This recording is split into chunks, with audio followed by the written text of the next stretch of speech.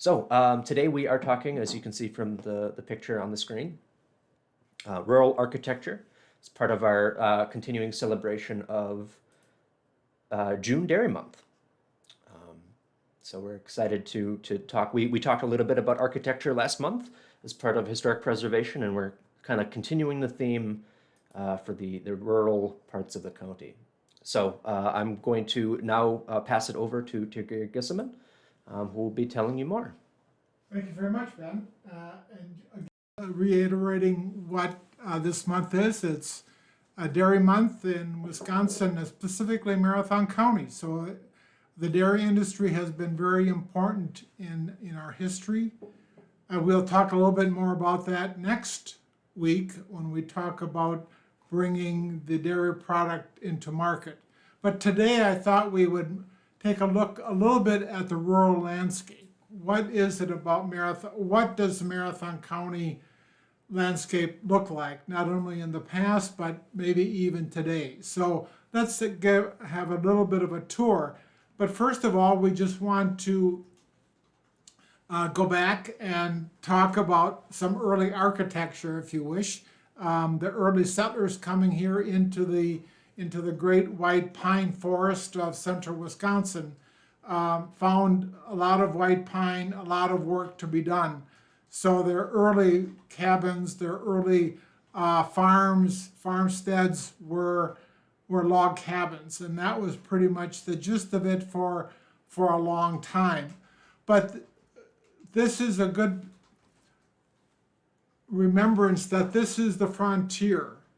This Marathon County was a frontier land for a lot of immigrants, a lot of settlers coming into Marathon County, and they came and they settled and they built their farms, they built their barns, they built their homes, and we'll talk a little bit about that. But this is where they sought their freedom, because they were coming from Europe, they were coming from all parts of the world, most likely, and they were coming here to have a newer freedom. And we'll talk a little bit about that a little bit later. But this is the frontier. This is early Marathon County, and this is the settlers. And it was like this.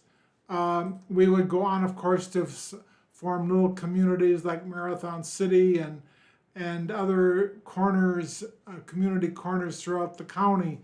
But this was the face of Marathon County for many years. And this is the face of a family in Marathon County. You can see the barn is a log cabin. You can take a look at the barn in the middle. That's what we'll talk a little bit more about that, but that's a very common barn feature in this county, and the family. So here they were, starting their family and starting their farm and starting their dairy farm here in Marathon County. And I use this picture also because what were these immigrants, what were these settlers bringing? You can see that same type of salt, what we would call salt box architecture but really a decorative type of porch. They brought this from somewhere. They most likely brought this from Germany or Poland. They were bringing their things with them into Marathon County. They brought their love of farming, they brought their love of ideas with them, and they brought their sense of a decorative porch in this very early time here in Marathon County. So let's talk about what we see in the rural landscape today. We see in Marathon County, we see one round barn. Now it is an event space up in the town of Maine, but we had several round barns throughout the county. One by one, they disappeared. This one was saved. moved, and now it's becoming an event space up, like I say, up in the town of Maine. But a very common type of barn.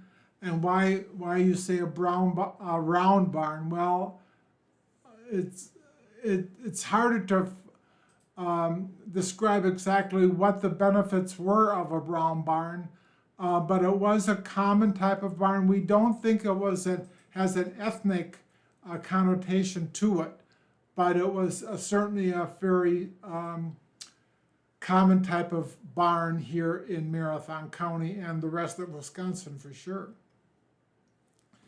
But one of the more common forms of barns is what we would call a porch barn or a 4-bay barn. You see that it is there is a porch, there is some space underneath the barn itself for cattle to get out of the sun, so to speak.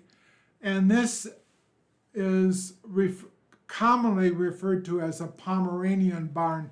A lot of the early settlers coming into, especially northwest Marathon County, came from a land called Pomerania up in northern Germany, Prussia. These settlers came and they built these kinds of barns. This is an extension perhaps over an early gable barn. It's really hard to say, but this was a very common barn in Marathon County. So if you take a ride throughout the landscape of Marathon County, you certainly will see these, especially up on driving on 107, you will see these, also up on County L.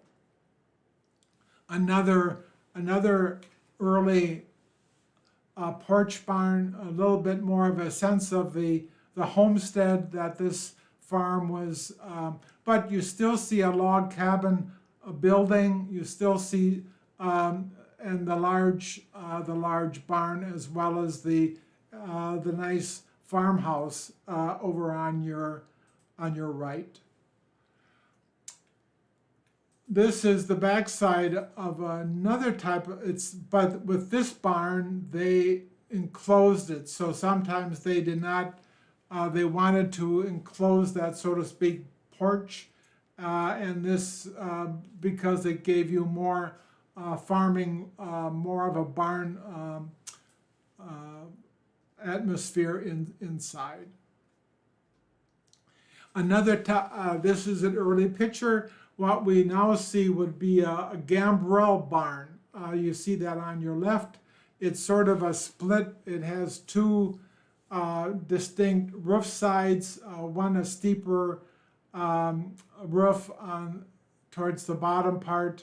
I have better pictures. These are just some pictures of what we would call a gambrel barn. And another very common barn in Marathon County. Here we have one with, I think this is still a functioning barn, and just sort of some pictures here. And you also see, I believe, an outhouse there in the I didn't notice that picture. And then again, another barn, a very perhaps even more common than the porch barn in Marathon County, or these gambrel barns. This is an arch barn, arch addition to a gambrel barn, a very unique structure. They sort of just added another wing to this barn. Just another picture of the variety of types of barns that were being featured. Here, a homestead.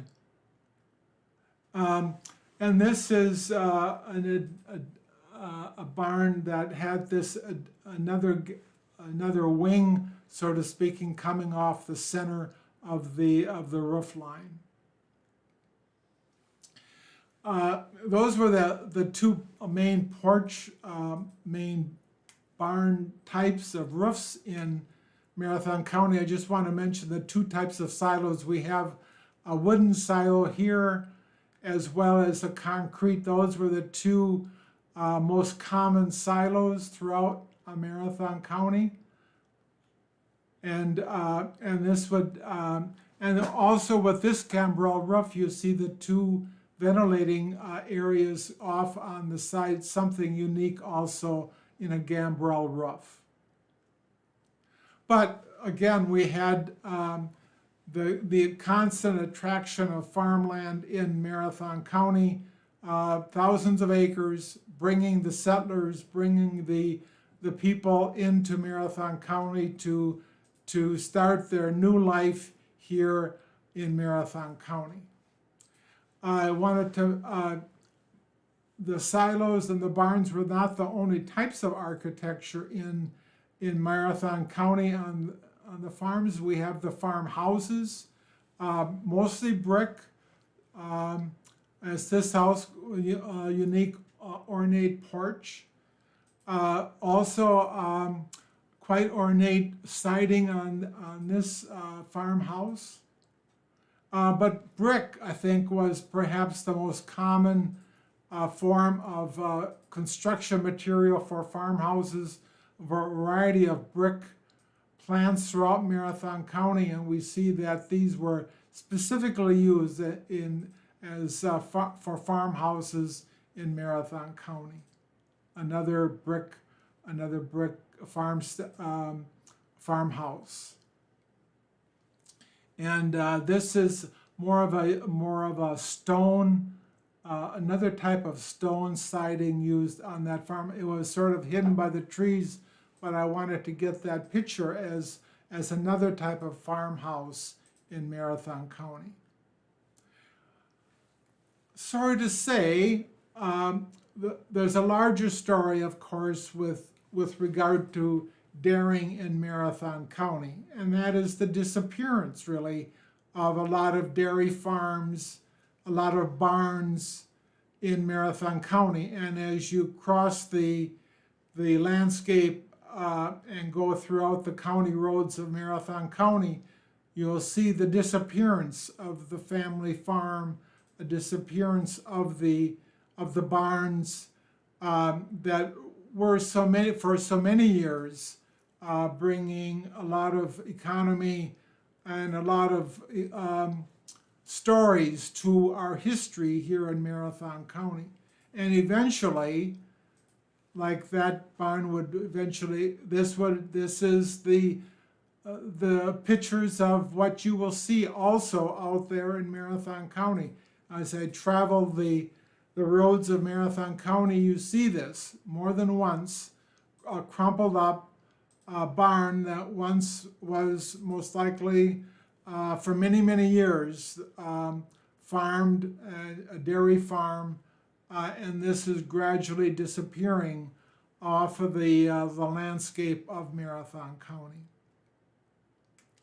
But I want to also go back again to the treasures, because as we see in the stories of Marathon County today, we can still see evidences of that early pioneer, that early frontier life, that those settlers brought a certain quality and really a certain sense of freedom that they were seeking here in Marathon County. A picture of a log cabin. This is the log cabin as it is in Edgar, Wisconsin. But throughout Marathon County, you see evidences of great ideas that were being presented to the people of Marathon County. This is, for instance, the entrance to the Fromm Brothers farm up in the town of Hamburg.